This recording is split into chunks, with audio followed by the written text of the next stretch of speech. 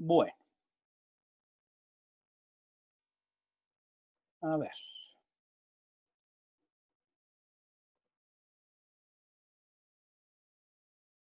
A ver acá.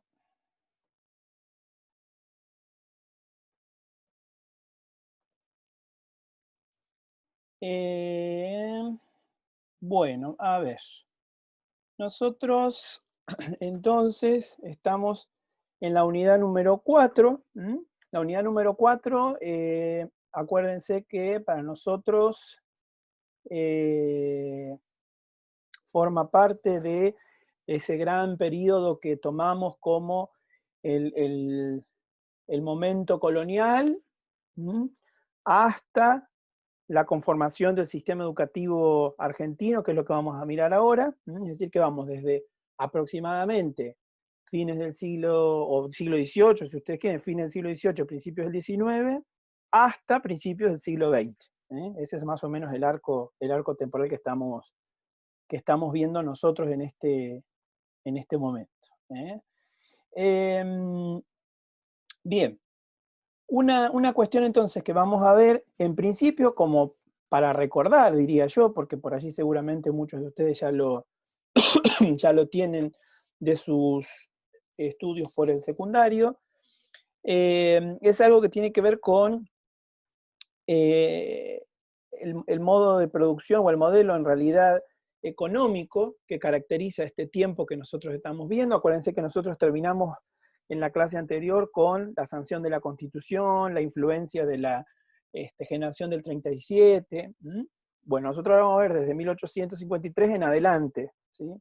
Este periodo está caracterizado justamente por un modelo económico que es el modelo exportador de materias primas o modelo agroexportador, que también es llamado de esa forma en la bibliografía, que seguramente muchos y muchas de ustedes ya lo vieron en el secundario, donde la característica que nosotros podríamos poner como común en este modelo para todos los países, si queremos, o la gran mayoría de los países de América Latina, tiene que ver fundamentalmente con la forma en que los países latinoamericanos y de otras partes del mundo, pero estamos hablando del caso latinoamericano y argentino, se incorporaron a la economía mundial, diríamos así, a partir de la División Internacional del Trabajo. Y ahí nosotros vamos a tener una especie de, como de clasificación, diríamos así, donde hay países que se incorporan como, es el caso de la Argentina, como un país exportador de materias primas, y hay otros países que, además de las materias primas, producen manufacturas, como por ejemplo es el caso, o fue el caso de Inglaterra. ¿Sí? El marco de esta División Internacional del Trabajo va a ser para nosotros en términos, si ustedes quieren, cronológicos, el proceso posterior al despegue industrial de Inglaterra en el fin del siglo XVIII y en el siglo XIX, el proceso de afianzamiento del capitalismo en el siglo XIX, la expansión del modelo de producción capitalista, el ascenso de la burguesía en Europa, ¿no? Todo esto que nosotros ya vimos, ¿se acuerdan? El Estado liberal, ¿sí? Bueno, todas esas características, de alguna manera, toman una dimensión más, podríamos decir así como internacional o mundial, ¿no? Y en esa lógica de incorporación de los nuevos países latinoamericanos, ¿sí? La Argentina se va a incorporar con este modelo exportador de materias primas. Entonces ahí nosotros vamos a encontrar como, diríamos algo así como con tres, entre comillas, tres problemáticas, lo van a ver después bueno, lo están viendo ahora en realidad en el Power, ahí el problema está puesto en cursiva, porque no es que es un problema en realidad, ¿no? Nosotros lo ponemos en cursiva porque consideramos que no es un problema en sí mismo, sino que son problemáticas que tiene el modelo para poder desarrollarse en el caso del Estado argentino. Y que tienen que ver fundamentalmente con la mano de obra, con la falta de tierras, con las comunicaciones y con los capitales. Entonces, en ese contexto que nosotros, o en este contexto que nosotros estamos viendo de mediados del siglo XIX en adelante, nosotros vamos a encontrar una serie de respuestas a estos problemas o estas problemáticas que se van planteando, que tienen que ver para nosotros en cómo se irían solucionando esas problemáticas. Que no quiere decir que sean las mejores opciones, pero fueron las opciones que se tomaron en ese momento. En el caso de la mano de obra, nosotros tenemos ya bastante conocido el caso. El problema de la mano de obra no es un problema de faltante de gente, sino que el perfil del trabajador que se estaba pensando en el marco de la ideología liberal, de los propósitos o las propuestas de Alberdi y del propio Sarmiento, ¿no? Tenían que ver, la generación del 37 me estoy refiriendo, ¿no? Tenían que ver con un perfil de una mano de obra de estilo europeo, del norte de Europa, de trabajador del norte de Europa. Entonces lo que se va a producir es un impulso a la inmigración. ¿Sí? Es decir, el Estado va a alentar los procesos inmigratorios. ¿Sí? Es decir, que la gente venga. Ese proceso de que la gente venga, al menos en teoría era esto, ¿no?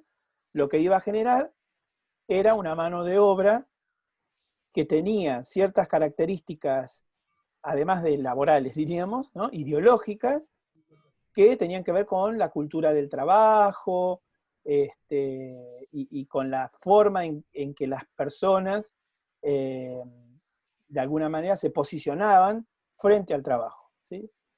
Esos procesos de inmigración van a coincidir con una serie de factores en Europa, donde la población empieza a migrar, o a inmigrar en este caso, ¿no? Se empieza a ir de Europa y llega a América Latina, y específicamente en el caso nuestro Argentina, pero la gente que llega no es de los sectores europeos de donde se había proyectado, sino que son del sur de Europa. Van a llegar españoles, italianos, ¿sí? En algunos casos estas, estas, estas migraciones, estos movimientos de personas no se van a producir de manera familiar, sino que van a ser personas solas en realidad, van a viajar los hombres, van a trabajar, van a mandar dinero y después en algunos casos va a venir la familia. Bueno, ese proceso, que es un poco complejo para explicarlo medio rápido, es el que se va a dar como, entre comillas, solución para esta especie de faltante que se plantea de la mano de obra. El otro problema, la otra problemática que aparece para este modelo económico es las tierras. Las tierras. Nosotros sabemos que la mayoría de lo que actualmente hoy compone el territorio argentino, para mediados del siglo XIX, está en manos de los pueblos originarios.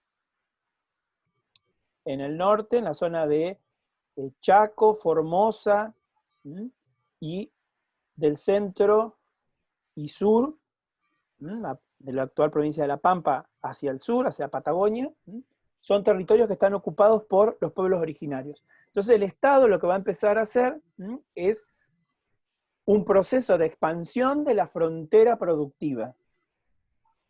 Ese proceso de expansión de la frontera productiva lo que va a generar es un corrimiento de la frontera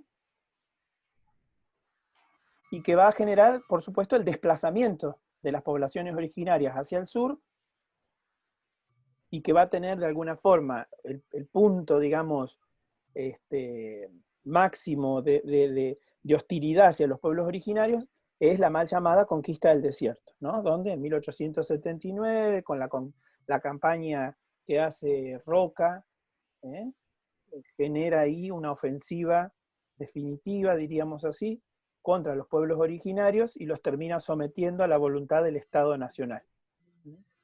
Ese proceso de incorporación de las tierras, ahí tendríamos como un doble juego en términos de la identidad nacional, lo que vamos a ver después. Uno que tiene que ver con la incorporación de las tierras, y otra que tiene que ver con la segregación de los pueblos originarios, o con la expulsión de los pueblos originarios de las lógicas identitarias nacionales. ¿Sí? El salvaje, el indígena está asociado a una serie de prácticas que no se condicen con las prácticas que el Estado quiere instalar, que son prácticas más bien europeas, ¿no? Bien, la otra problemática que tenemos tiene que ver con las comunicaciones. Ahora después vamos a ver un mapita donde la gran extensión territorial que tiene la Argentina en ese momento, que todavía no está configurada como nosotros la conocemos hoy, es las problemáticas en las comunicaciones. Son territorios muy extensos donde los transportes no son los más, diríamos así, los más oportunos. Entonces, uno de los elementos que va a caracterizar este modelo exportador es la llegada del ferrocarril.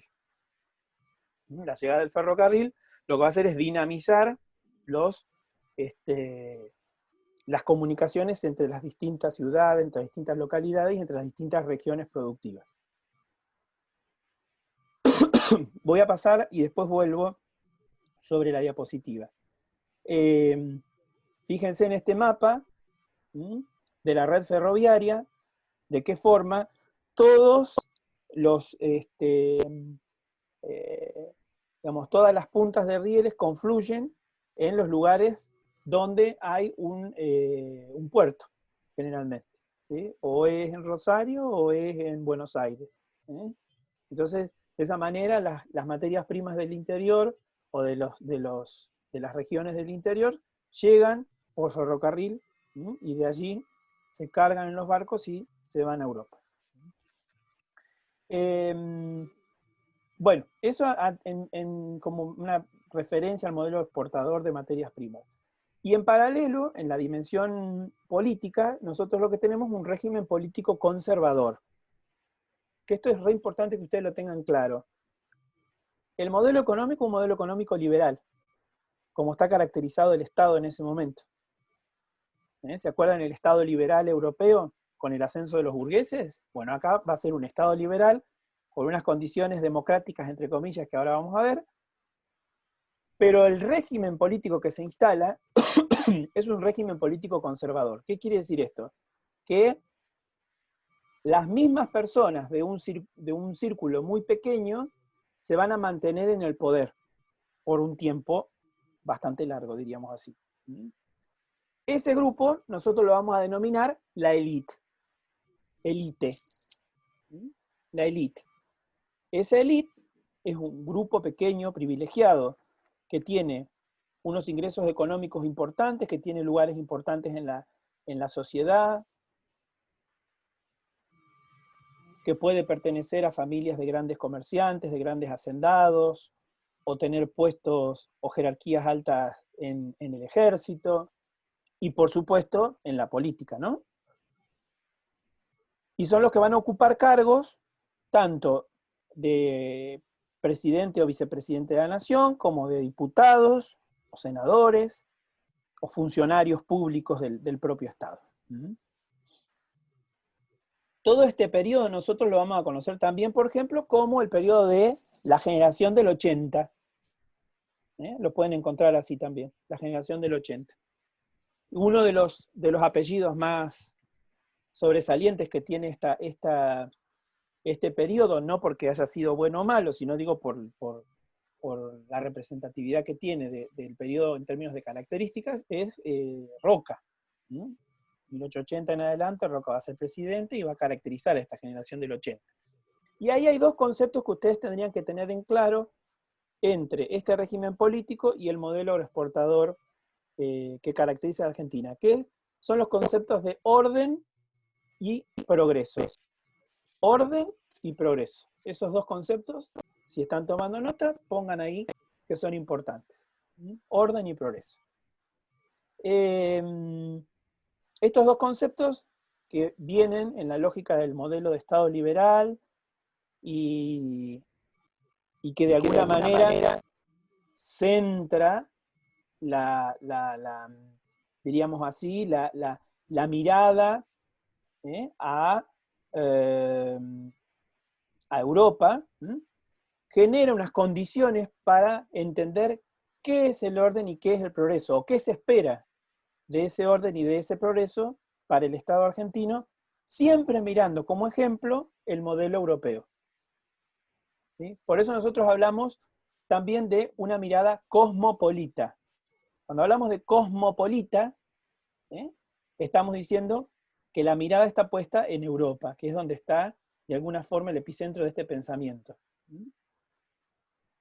Un ejemplo cortito, y seguimos con otra cosa, es hacia fines del siglo XIX y principios del siglo XX, las grandes capitales europeas, por ejemplo, París, en Francia, inicia todo un proceso de reparquización de la ciudad. Entonces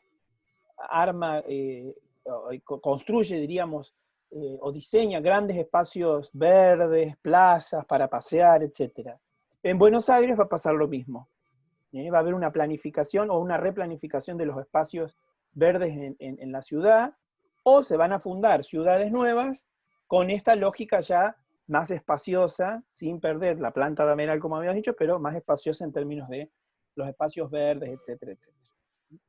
Bueno, volviendo al régimen político, entonces decíamos que es un régimen conservador, y lo que va a caracterizar a este régimen conservador, además de lo que ya dijimos, es la característica que tiene el voto, o las características que tiene el voto. Es un voto cantado, es decir, yo voy y digo en voz alta a quién voy a ir a votar. No es obligatorio, y además es restringido. ¿Qué quiere decir restringido? Que solamente van a votar los varones mayores de 21 años y que tienen un determinado nivel económico. Por eso hablamos de voto restringido. Cantado, no obligatorio y restringido. Estas condiciones no siempre se cumplen a rajatabla, porque a veces los hacendados, los patrones, digamos, de las estancias, por ejemplo, lo que van a hacer es llevar a veces a la peonada a votar, a sus empleados a votar. Y ese llevar a votar implica, por supuesto, un llevar forzoso, ¿no? Van obligados a votar si lo lleva el patrón, porque pueden perder el trabajo, por ejemplo. ¿Sí? Entonces esas condiciones no siempre van a ser las ideales. Bueno, ahí tienen unas imágenes simplemente de lo que venimos conversando. Si ustedes miran de frente, a la izquierda arriba, el proceso de expansión de la frontera productiva con el sometimiento de los pueblos indígenas. A la derecha, ¿ustedes ven la pantalla completa o ven acá a gente, a los compañeros? A ver si lo puedo achicar a esto. Ahí. Ahí, me parece que mejor. Entonces, decía, a la derecha tienen una imagen de los barcos y de los inmigrantes, y debajo la locomotora como símbolo en toda América Latina, y ya me animaría a decir en toda América, de lo que implicó la expansión del ferrocarril y de las líneas férreas como manera de dinamizar las comunicaciones. Bueno, la imagen del mapa que veíamos recién con las líneas férreas, y ahora nos meteríamos un poquitito más con las cuestiones educativas. Nosotros tendríamos ahí, para mirar en un primer momento, o una primera parte, si ustedes quieren, no es que es a rajatabla esto de los años, pero digo para que organicen un poco las lecturas después, podríamos pensar como unos antecedentes o una primera parte donde se va a ir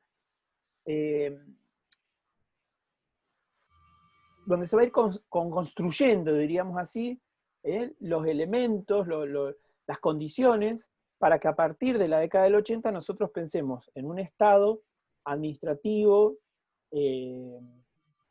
que funciona como tal, pero además, en términos del sistema educativo, de qué forma también hay unos antecedentes que se van dando y que van a ir, o que van a dar como resultado después, la confluencia en eso que vamos a denominar nosotros el marco legal o el marco normativo del sistema. Entonces, aquí habría como 4 cosas que a mí me interesaría que ustedes puedan atender y que tienen que ver con, primero, la importancia de sostener la instrucción elemental, importancia de la escuela primaria, diríamos así, que se le da a lo largo de todo el periodo, hasta el 80 y después del 80 también, por supuesto, considerando ahí la educación de los niños y de las niñas a partir de los 6 años y hasta los 14, la escuela elemental, que pasa a ser una preocupación de los estados provinciales y después del Estado Nacional. Eso es como un primer punto. Lo segundo y tercero van juntos, no por las fechas, sino por la importancia que tiene en términos de la formación, en relación, digamos, a la escuela secundaria. Uno es, o un punto tendría que ver con la creación del Colegio Nacional de Buenos Aires en el 63, en 1863, Mitre. Mitre va a fundar el Colegio Nacional de Buenos Aires, y ese colegio, que es un colegio secundario, va a estar destinado a la formación de las élites, que van a después dedicarse a la política. Y por otro lado, la creación de las escuelas normales. La primera nosotros tenemos en el 70, 13 de junio del 70, se va a fundar la Escuela Normal del Paraná, donde ahí sí la mirada de Sarmiento en relación a la educación y a la formación de los maestros está bien clara, tomando los modelos de formación de Estados Unidos y de Europa en general y poniéndolos en práctica en los recorridos de formación docente acá en Argentina. Esa escuela normal, que inicia como muy auspiciosa, va a ser después modelo de otras escuelas que se van a ir fundando a lo largo de lo que queda del siglo XIX y principios del XX, y van a ser referentes tanto en las capitales como en otras ciudades, pero generalmente están fundadas en las capitales, pero también en otros lados, van a ser referentes de la formación de los maestros por muchísimos años en Argentina.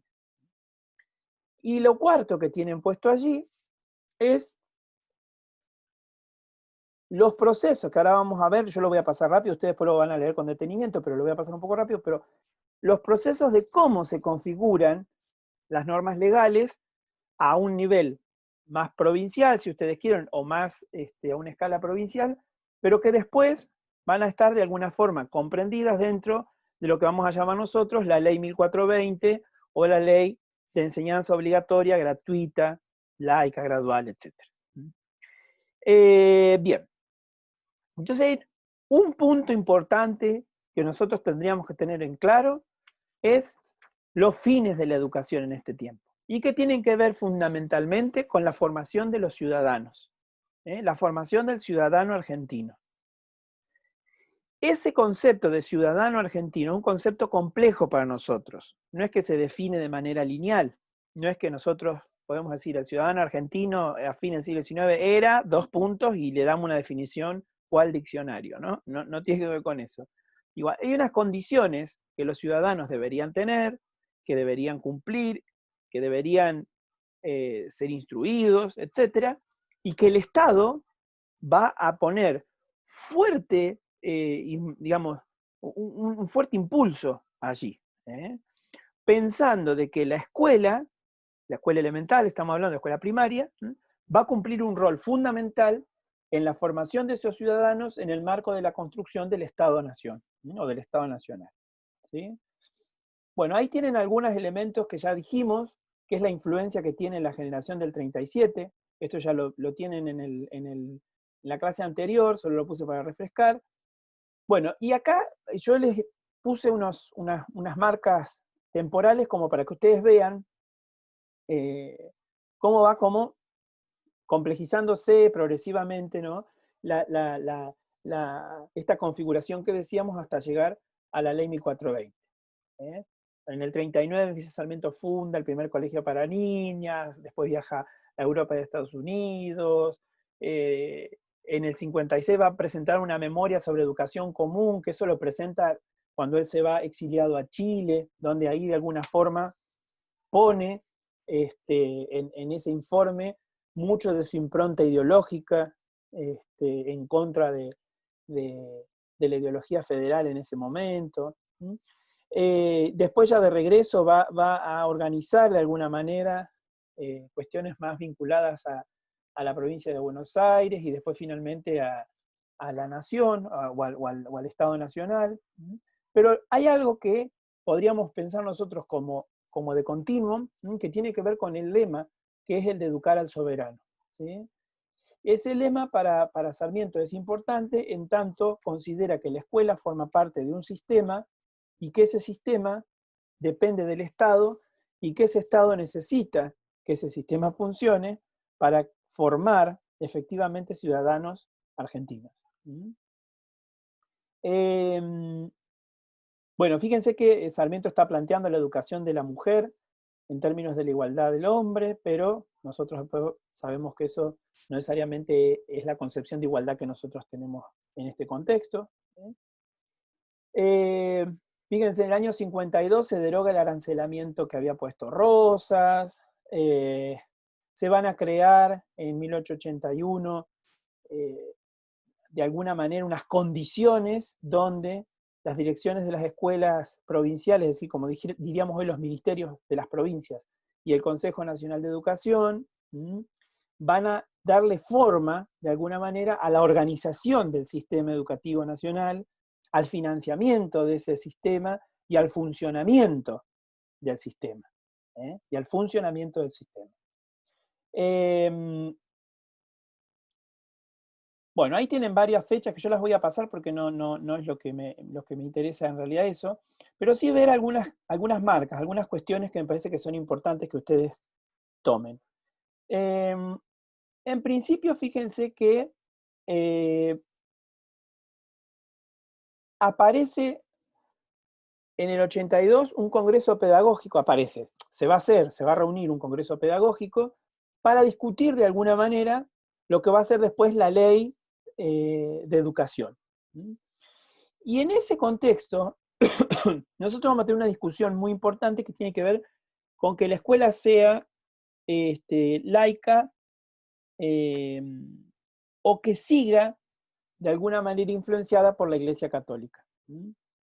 Entonces ahí, esto es importante que ustedes lo tengan presente, cuando nosotros estamos pensando en el surgimiento del sistema educativo y en la configuración del sistema educativo y en el marco legal de ese sistema, una de las primeras discusiones que rápidamente nosotros tendríamos que tener en cuenta es la discusión acerca de la laicidad. Fíjense que este concepto ya lo estuvimos mirando para el caso europeo. ¿Se acuerdan cuando vimos las características de los sistemas educativos con el texto de Viñao? Uno de los elementos era la laicidad. Bueno, esto acá aparece nuevamente, se discute, la Iglesia trata de ejercer su injerencia, digamos, y finalmente, cuando se va a sancionar la ley en el 84, en 1884, se logra que el carácter de la ley sea laico. Pero en ninguna parte de la ley está expresada la palabra laico, sino que va a decir que no es obligación, que, o en realidad dice algo así como que la enseñanza católica, la enseñanza de la religión va a ser optativa, pero no le da en el discurso, digo, ¿no? Un carácter laico. Fíjense la idea del maestro en términos de delegado del padre, y esto es importantísimo porque esta idea del delegado del padre se va a reunir de alguna forma, se va a encontrar con la formación de las maestras en las escuelas normales, y ahí es donde se va a terminar de configurar esta idea de la maestra como segunda mamá. Ahí va a empezar a construirse ese imaginario acerca de el rol de la mujer como educadora. ¿Sí? Insisto con esto que no estamos hablando ni de bueno ni de malo, estamos mirando contextualmente cómo aparecen algunos elementos en este momento histórico que estamos transitando. ¿Sí? Bien. Vamos a avanzar un poquito. Bueno, en 1884, entonces decíamos recién, Ley 1420, Ley de Educación Común, que abarca a la capital federal y a los territorios nacionales. Y después, en el marco de esa ley nacional o esa ley de educación común, las provincias van a hacer después sus propias leyes, ¿no? Siempre en el marco de esta normativa, como pasa al día de hoy. Entonces, el carácter va a ser obligatorio, gratuito, laico, esto que decíamos hoy, y gradual, ¿sí? Fíjense que esto de la gradualidad es importante también porque nos permite a nosotros pensar en cómo se configura ese sistema educativo a fines del siglo XIX. ¿Sí? La escuela, el formato escolar es un formato gradual, en el sentido justamente de los aportes en su momento de Comenio o del propio Pestalozzi, ¿sí? Y esto va a caracterizar a la escuela hasta el día de hoy. ¿Sí? Esta gradualidad, esta escuela graduada, es lo que caracteriza al sistema educativo en su conjunto. Hablábamos recién del consejo escolar y de los consejos escolares que van a aparecer en los distritos provinciales, por lo tanto ahí hay una centralización o una centralidad, diríamos así, en el ejercicio del poder, y que tiene sus representantes en lo que nosotros conocemos como los inspectores. ¿Sí? Los inspectores son aquellas personas delegadas por el Ministerio de Instrucción Pública, Ministerio de Educación, para ir a controlar lo que pasaba en las escuelas.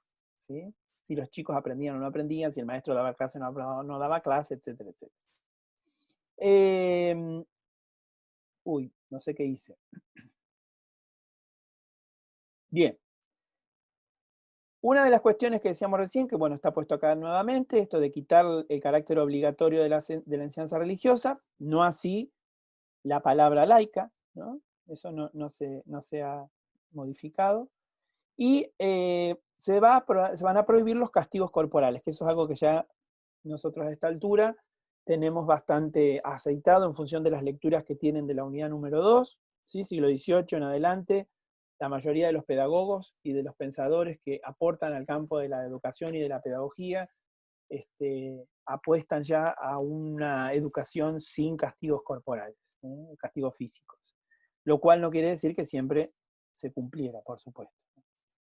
Bueno, ahí tienen otra normativa importante, que es la ley Avellaneda, que es la ley de estatutos universitarios de 1885, que es una ley que permite organizar el nivel superior. Si nosotros tuviéramos que pensar en el sistema educativo en ese momento, vamos a tener un nivel elemental primario, es decir, los niños de 6 a 14 años. Después tendríamos un nivel secundario, ahí tendríamos, por ejemplo, los colegios nacionales, los bachilleratos, las escuelas comerciales. Y después tendríamos la formación superior, que sería la universidad. Esos son los 3 niveles que aparecen en el sistema educativo. Fíjense que no aparece como un nivel reconocido formalmente, diríamos así, el nivel inicial. ¿Sí? Aquí las infancias tienen un lugar, diríamos así, como vinculado a la familia o al ámbito familiar, hasta los 6 años que ingresan al primer grado, al primero inferior, a la lógica, diríamos así, de la escuela obligatoria en el marco de la Ley de Educación Común 1420. Es decir, que todo lo que va a acontecer en este periodo para el nivel inicial, para lo que nosotros reconocemos hoy como el nivel inicial, o el nivel preescolar, como se va a llamar, va a ser exclusivamente a criterio de las provincias que tengan financiamiento para abrir jardines de infantes. ¿Sí? No va a ser una política, diríamos así, de Estado para financiar por el Estado Nacional. ¿Hay alguien que tiene el micrófono abierto? Por favor, revise.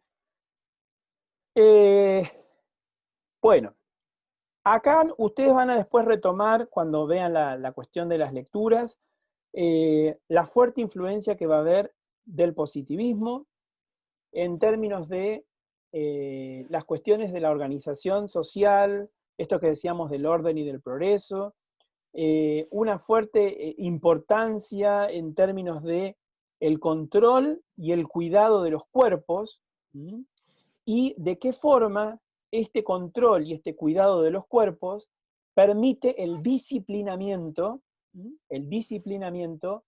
social. ¿Sí? Esto nosotros lo vamos a ver en muchas imágenes, yo acá solamente puse algunas, pero son prácticas que después se incorporan a la escuela de manera casi naturalizada, y que nosotros tenemos como incorporadas sin ningún tipo de cuestionamiento. En este caso, estamos viendo ahí en la imagen un momento de una clase de educación física, ¿sí? Donde el cuidado del cuerpo pasa a ser objeto de enseñanza, ¿no? Y objeto de muestra, ¿no? Los cuerpos cuidados, los cuerpos sanos, cuerpos ordenados, alineados, ¿sí? Que responden a un modelo, si ustedes quieren, eh, que en cierta manera responde a la lógica positivista, a la lógica o a la ideología del momento, ¿no? Esta lógica o esta ideología, por supuesto, nosotros tenemos que comprenderla o entenderla o estudiarla con las características de ese contexto específico, donde los roles por la correspondencia con el sexo van siempre de la mano, digamos, de la forma en que específicamente se construyen las actividades que vamos a desarrollar, determinadas tareas para los varones, determinadas tareas para las mujeres, etcétera, etcétera. ¿Sí?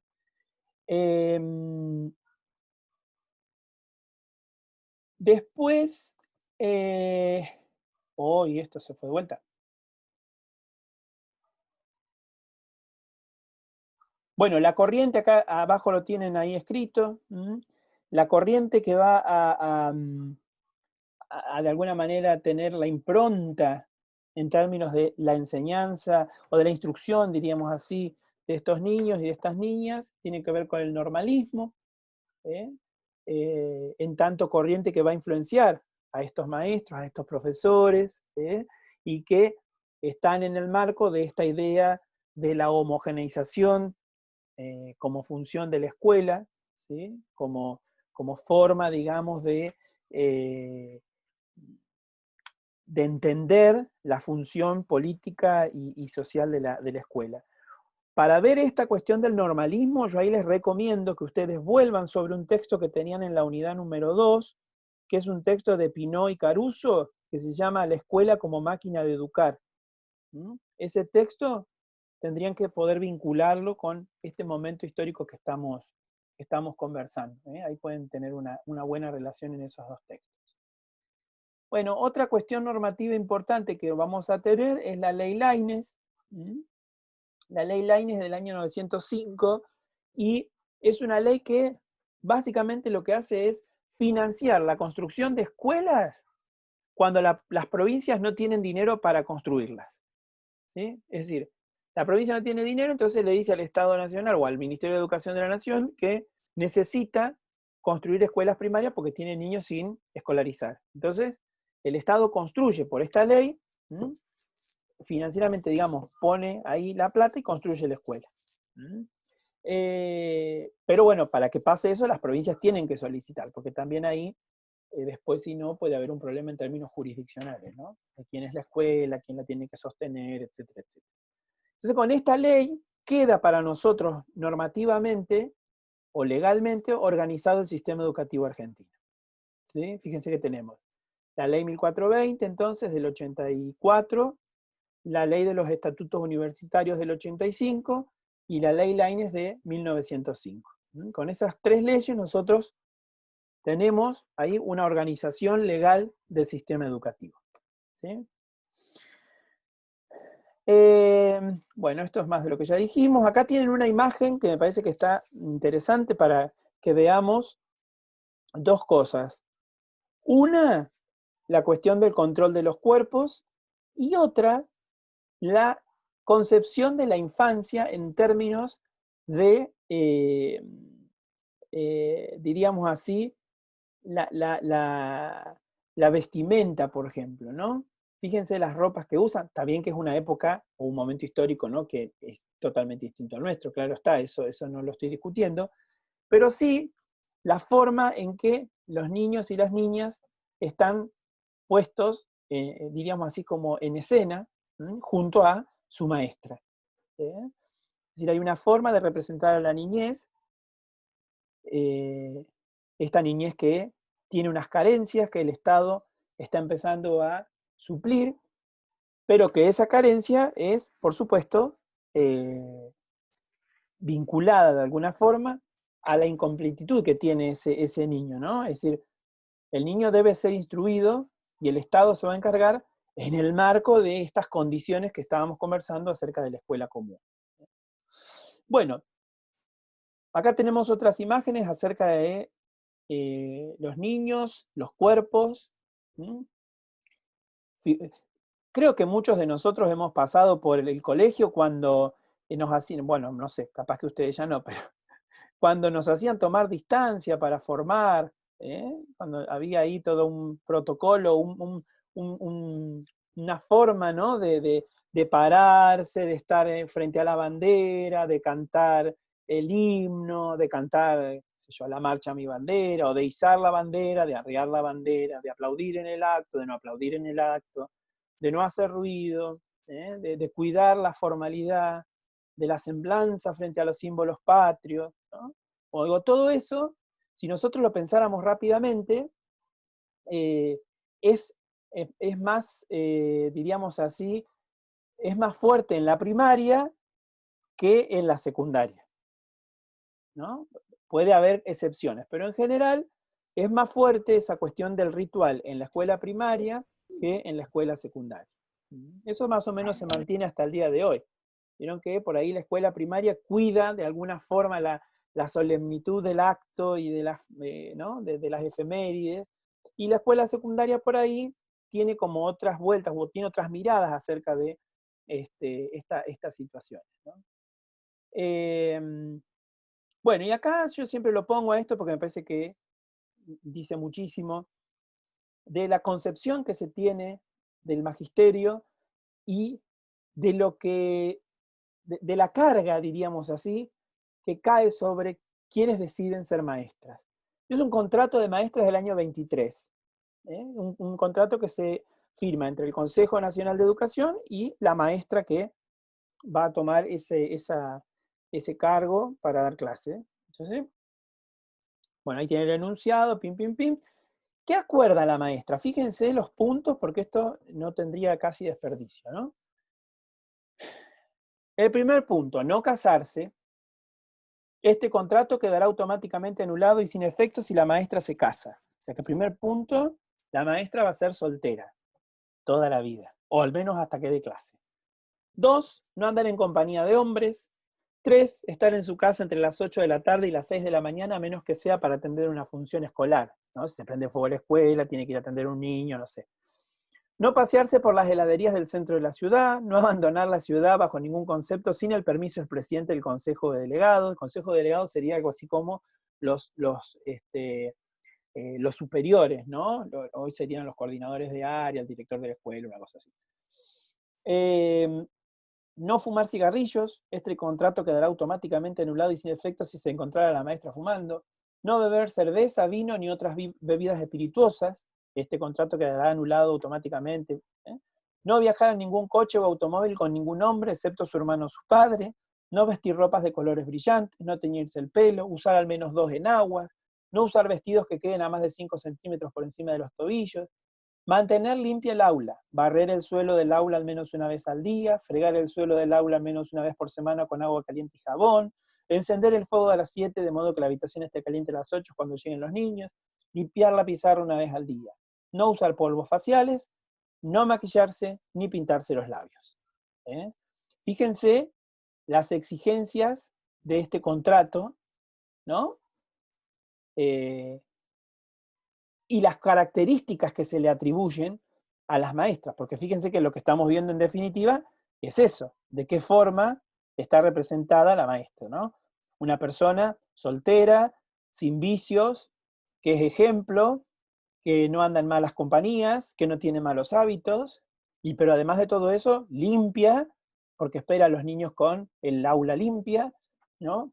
Y que es decorosa, además, ¿no? No es una mujer que hace cosas indebidas, diríamos así.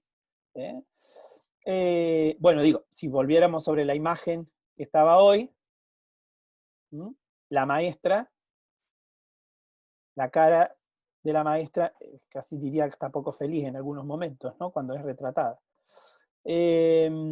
Bueno, ¿Qué hora es a todo esto? Porque yo hablo y no... ya son las 7. Bueno, vamos a avanzar un poquito, así dejamos después para un intercambio.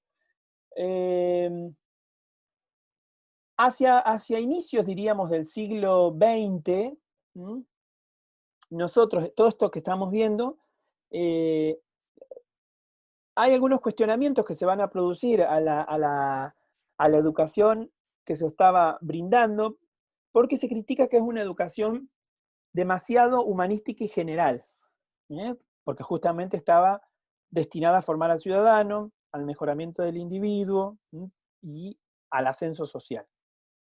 Entonces, acá va a aparecer algo re interesante para nosotros, para Argentina, que es las propuestas que van a circular acerca de la enseñanza técnica. Es decir, incorporar dentro de la educación una mirada orientada al trabajo, que en parte hasta es menos costosa para el Estado, en tanto permite después una rápida inserción laboral. Bueno, estas propuestas no van a prosperar demasiado, salvo algunas. En el caso de, por ejemplo, la creación del colegio Otto Kraus en Buenos Aires, va a ser una de las primeras escuelas técnicas de la ciudad de Buenos Aires, que sigue funcionando hasta el día de hoy. Es un colegio inmenso, de como 3 pisos o 4, es una escuela técnica, que es una de las primeras escuelas que va a funcionar con esta lógica que estamos diciendo. Y después va a haber algunos funcionarios como Mañasco, que lo tienen ahí puesto en el tercer punto, que él va a proponer una reforma, pero que va a fracasar justamente porque no tiene quórum político. ¿Sí? Es decir, no va a haber un acompañamiento político para la reforma que él está proponiendo. Esto es importante que lo tengan en cuenta porque es parte de los cambios que se van a intentar introducir en la educación. ¿Sí? Otras cuestiones que aparecen a principios del siglo XX van a ser las escuelas vinculadas a la Facultad de Agronomía y de Ciencias Veterinarias de la Universidad de Buenos Aires, que van a ser las famosas escuelas granjas en ese momento. Son como anexos que van a tener esas facultades, que en parte van a funcionar como una especie de departamentos o campos de aplicación, pero que, que tienen una fuerte relación justamente con la formación que está dando la universidad, ¿no? Vinculada a la producción agropecuaria y, digamos, fuertemente sobre un contexto rural.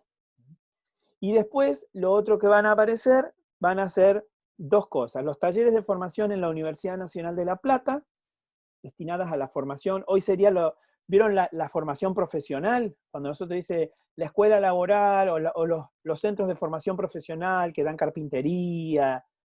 Bueno, en esa lógica, digamos, estamos hablando de talleres de formación en la Universidad de La Plata. Y lo otro que va a aparecer, fíjense, es talleres de costura que se incorporan a la formación como complementaria, ¿no? A la formación que dan las escuelas normales. ¿Sí? Esto es muy importante que ustedes lo incorporen o lo tengan en cuenta cuando vayan después a leer la bibliografía, ¿sí? Porque fíjense las herramientas que se dan en un contexto y las herramientas que se dan en otros contextos de formación. Pareciera ser que la escuela normal está pegada también a unas condiciones que a veces, no siempre, pero a veces, pareciera que contribuyeron a este hábitus del maestro que nosotros estamos mirando en términos de los roles que se le van a asignar a la maestra, a las funciones que va a desempeñar y a las representaciones que tiene el maestro, la sociedad, perdón, del maestro o de la maestra. Y asimismo también fíjense qué pasa con la niñez, ¿no? Con las infancias. ¿Cuál es la formación que se le está dando a los maestros para poder educar esas infancias, ¿no? Esta cuestión que decíamos recién de las infancias como necesitadas del cuidado, viene en la idea de los aportes de Froebel, por ejemplo, ¿no? El niño como una planta que debe ser cuidada y la maestra con un rol protagónico ahí, maestra jardinera en ese caso, ¿no? Pero digo, acá empiezan a circular un montón de ideas que nosotros ya las tenemos de alguna manera con las lecturas de la unidad 2. Bueno, ahora vamos a empezar a ver acá como con ejemplos un poco más concretos en el caso de la Argentina. Bueno, acá vamos a hacer una pequeña nota sobre la reforma de la universitaria. Después ustedes van a tener un práctico específico de esto, que lo van a ver con más detenimiento, pero acá solo lo vamos a nombrar. Nosotros, ustedes saben en realidad, si no lo tienen que saber en realidad, pero la universidad que nosotros conocemos hoy, por supuesto que no fue siempre y no funcionó siempre de esta manera. La universidad tuvo a lo largo de su historia distintos momentos, desde el siglo XIII en adelante que se funda, y en el caso de la Argentina, del espacio rioplatense, desde la llegada de los jesuitas en 1600 y pico, donde fundan la Universidad de Córdoba, etcétera, etcétera, va a ir transformándose. Una de las últimas cosas que nosotros leímos recién es en 1885, cuando se sanciona la ley de los estatutos universitarios, que lo que permite es justamente organizarse a las universidades bajo un reglamento propio. Sin embargo, hay una característica que van a tener las universidades, y es que generalmente han quedado vinculadas a la formación, digamos, como, como una formación clásica, una formación retrasada en términos de los tiempos de progreso que está viviendo la Argentina. Entonces ahí lo que nosotros vamos a tener específicamente en la reforma universitaria de 1918 es una serie de reclamos que van a hacer fundamentalmente los estudiantes y que tiene que ver con los puntos que ustedes tienen allí explicitados. La defensa de la autonomía universitaria, es decir, nadie puede meterse en el gobierno, o nadie debería poder meterse en el gobierno de la universidad. Estamos hablando de 1918 siempre, ¿no? La constitución del cogobierno, es decir, que participen de los órganos de gobierno, consejo directivo, consejo superior, como tenemos nosotros, los docentes, los estudiantes, los graduados. Otro de los reclamos tiene que ver con la docencia y la asistencia libre, con la periodicidad de la cátedra, es decir, que haya concursos, que se renueven los profesores. Piensen que antes los cargos eran vitalicios, chicos. Es decir, el profesor se iba de la universidad, no se jubilaba, se iba cuando se moría. Entonces, la persona estaba los años que viviera, ¿no? Igual que los cargos. Entonces, todo eso lo que genera es un malestar, ¿no? Y unos reclamos que ustedes después van a ver con mayor profundidad. Perdón. Y otra de las cuestiones que me parece que es importante en función de lo que venimos viendo, esto de las escuelas anexos, las escuelas granja anexos que tenían, por ejemplo, la UBA o los talleres de formación de la Universidad de La Plata, es justamente una función que a partir de 1918 se incorpora, pero que va a tardar en ponerse como en acto, ¿no? En implementarse, que es la extensión universitaria. Es decir, cómo se va a vincular, cómo se va a relacionar la universidad con el contexto donde está emplazada. ¿Sí? Porque esta idea de la relación entre la universidad y el medio local y regional se supone que lo que permitiría es justamente ampliar las bases sociales de la institución y mejorar la calidad académica. Todo eso es importante porque le permite a la universidad justamente tener otra manera de relacionarse con el medio donde está. Ahí yo les copié un pedacito del manifiesto Liminar, que me parece que es importante y que tiene que ver con las exigencias de los estudiantes en ese momento histórico puntual. Y donde los protagonistas son los estudiantes, donde los protagonistas son los jóvenes, ¿no? Fíjense lo que dice la frase: la juventud ya no pide, exige que se le reconozca el derecho a exteriorizar ese pensamiento propio en los cuerpos universitarios por medio de sus representantes. Está cansada de soportar a los tiranos. Si ha sido capaz de realizar una revolución en las conciencias, no puede desconocérsele la capacidad de intervenir en el gobierno de su propia casa. ¿Qué está diciendo acá? Bueno, Deodoro Roca, que es uno de los idearios, ¿no?, de este manifiesto. Justamente que si los jóvenes han podido sostener este proceso de ruptura, de cuestionamiento de la universidad, no puede luego dejárselos afuera, diríamos así, del proceso de cambio que va a darse, que en este caso tiene que ver fundamentalmente con el gobierno de la universidad. Bueno, y lo último que vamos a ver, en esta presentación, antes de hacer un intercambio, tiene que ver con la escuela nueva y con la influencia de la escuela nueva en Argentina. ¿Sí? Ahí yo retomé algunos puntos que ustedes ya más o menos deberían tener, de los aportes que han tenido, de las lecturas, perdón, que han tenido que en pedagogía, y de las lecturas que han hecho de la unidad número 2. Una síntesis, ¿no? Tienen ahí, que tiene que ver con el respeto por la individualidad de cada niño, potenciando su espiritualidad y sus intereses, la concepción de la disciplina y la cooperación como valores que podían ser pensados entre maestros y alumnos, la instrucción común para ambos sexos que aspiraba a la unidad entre niños y niñas con el objetivo de enriquecerse mutuamente, el ideal de ciudadanía que debían ejercitarse en todo estudiante para llegar a ser un ser humano pleno y consciente de su dignidad. Todos estos elementos apuntan fundamentalmente a cambiar de alguna manera, ¿no? la idea de participación democrática en la escuela, ¿no? En las aulas, y en la forma en que los maestros también se relacionan con sus alumnos. Eh, Nosotros podríamos pensar que el movimiento escolanovista en Argentina, perdón, tendría como tres características, o podríamos agruparlos en tres grandes grupos. ¿Eh? Esta agrupación, o esta forma de clasificar, digamos, una propuesta de Adriana Puigros, y habla de los orgánicos, los transgresores y los radicalizados. ¿Eh? Los orgánicos son los que van a trabajar dentro del sistema, modificando en parte lo que era la escuela normal, es decir, empezar a cambiar ciertas cuestiones vinculadas a la formación docente, ¿no? Desde dentro empiezan a generar algún tipo de cambio. Por supuesto, cuando hablamos de cambio, no estamos hablando de cambios totalmente radicalizados, ¿no? Eso va a ser otro grupo.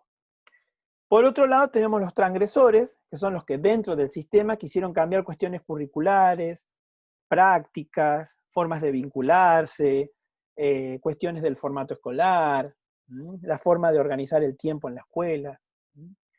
Y por otro lado tenemos los radicalizados, que son los que no solamente quieren cambiar la escuela, sino que esos cambios que se introducen en la escuela puedan llegar a cambiar a la sociedad.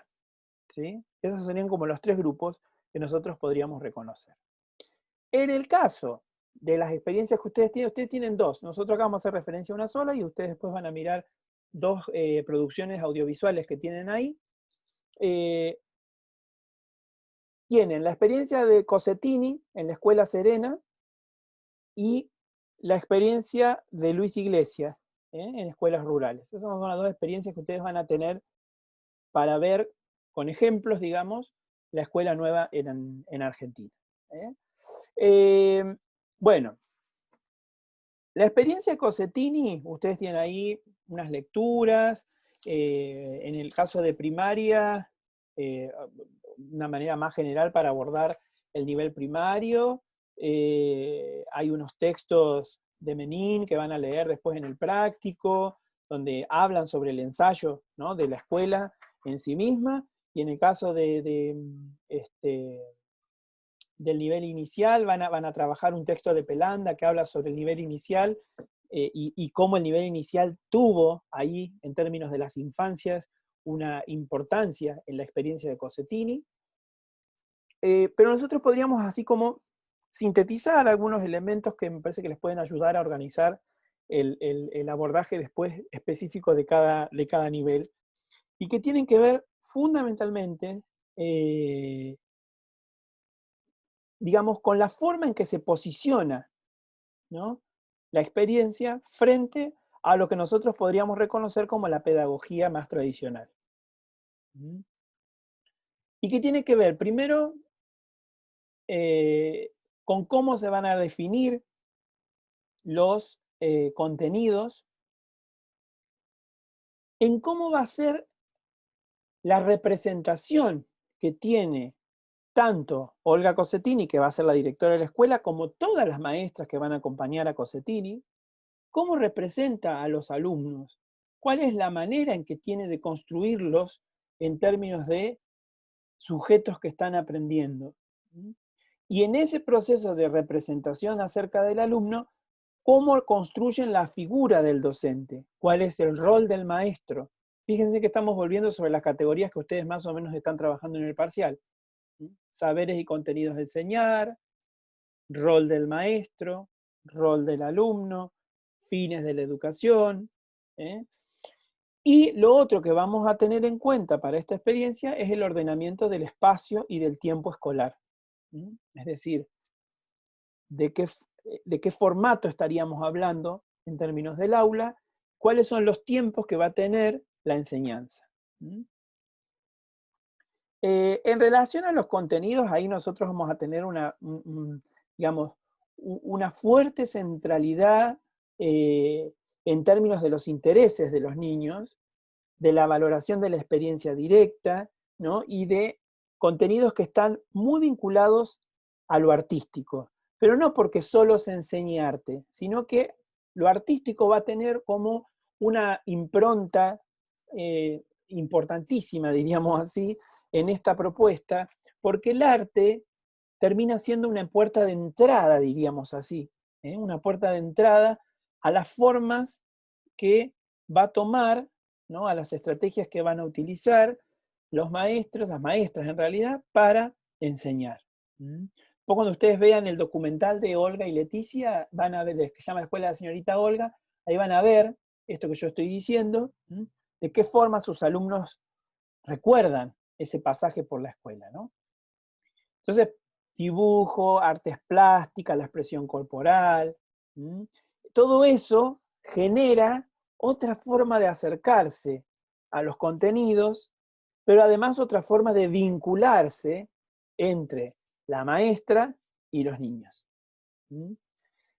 Esto lo que genera, en cierta medida, por supuesto, es una disrupción, ¿no? Va a haber, de alguna manera, una disrupción con el currículum más tradicional, con el método de enseñanza más tradicional, y va a generar, por supuesto, una ruptura también con las formas en que se va a organizar el tiempo y el espacio escolar. Hay tiempos que están destinados a la producción artística, hay formas de organizar, diríamos así, los eventos escolares que tienen que ver más con los intereses de los niños, pero no porque solamente se haga lo que los niños quieren, sino porque hay una manera, ¿no?, de llegar a que esos intereses puedan converger con lo que hay que enseñar y lo que hay que aprender también, ¿no? Y hay algo que me parece que es importante que ustedes tengan en cuenta en relación a esta propuesta de las hermanas Cossettini, que tiene que ver con cómo se va a revalorizar el aspecto emocional, ¿no?, en términos de lo pedagógico, ¿sí? Cómo las emociones van a pasar a formar parte de la cotidianidad escolar. Y entonces, fíjense que acá hay unas cosas que son importantes que después cuando vayan al video, al documental, lo van a ver. Hay un punto fundamental que tiene que ver con cómo se concibe la escuela en tanto espacio físico, pero también cómo se concibe como espacio de formación puntual en un contexto determinado. Entonces, siempre ustedes van a encontrar en en todos los escritos acerca de la experiencia en la escuela de Carrasco, de la escuela que nosotros llamamos la escuela de la señorita Olga, ¿no? Pero que tiene que ver con el compromiso que tiene la escuela con el entorno, en términos de que es una institución que está anclada en un contexto específico y que está caracterizada, en ese segundo punto que ahí yo les pongo en la diapositiva, de una escuela de puertas abiertas. Es decir, todo el mundo puede entrar en la escuela en términos de aprender, en términos de enseñar. En algún momento, en algunos pasajes, la hermana de Olga, Leticia, cuenta, ¿no?, algo así como que salen a hacer un recorrido por el barrio y aprenden, ¿no?, aprenden de lo que van viendo los chicos, ¿no? No es que solamente se enseña en el aula y la maestra, ¿sí? Todo esto es importante si nosotros lo pensamos en términos de el constructo ciudadano, de qué es lo común, ¿no?, y de principios como la solidaridad o la cooperación. ¿sí? Ustedes van a ver que cuando lean, hay mucho de esto que va a aparecer en la bibliografía, ¿sí? En relación a la representación de los alumnos, que a mí me parece que eso también es un claro ejemplo del movimiento escolanovista, ¿no? Eh, Ahí hay algo que me parece que es importante y que tiene que ver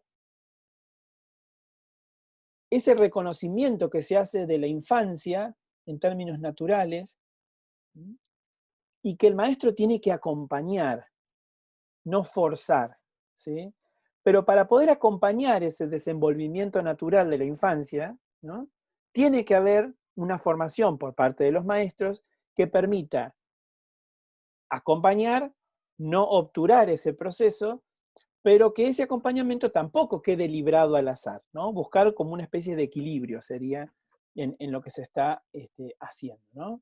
Entonces ahí la figura del docente tiene ¿cómo se dice esto? Una metáfora de compañero de ruta, ¿no? Un compañero de ruta más que un guía, ¿sí? Porque el compañero va con, mientras que el que guía va siempre adelante, ¿no? Entonces ahí hay como también una cuestión de posicionamiento que me parece que puede ser interesante que mire. Bueno, hasta acá la síntesis así muy apretada que estamos haciendo para cerrar esta unidad. Vamos a dejar ahora un ratito, a ver qué hora es. Sí, son 7 bueno, son 7:30 ya, pero no importa, unos minutitos para ver preguntas y comentarios que quieran por allí hacer.